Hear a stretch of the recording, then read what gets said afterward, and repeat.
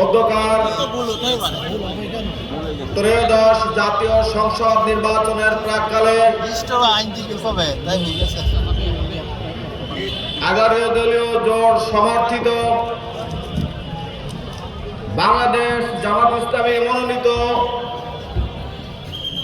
দাড়িপাল্লা প্রতীকের সমর্থনে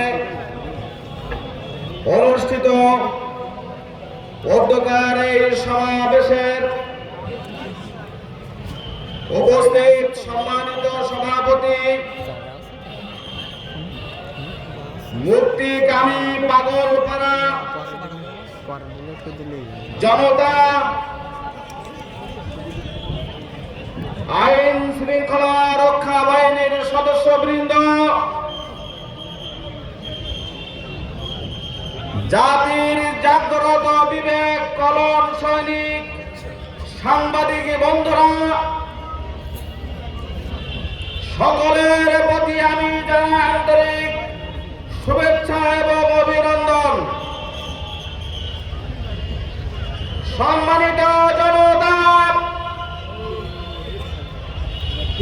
বিগত 15 বছর পূর্বে এই পাইকগাছা চত্বরে তৎকালীন 4 দলীয় ঐক্য জোটের নির্বাচনী সমাবেশে আজকের আমার এই অত্র অঞ্চলের কিংবদন্তি নেতা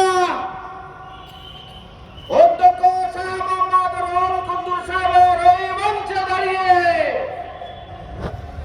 বাংলাদেশ জামাত ইসলামীর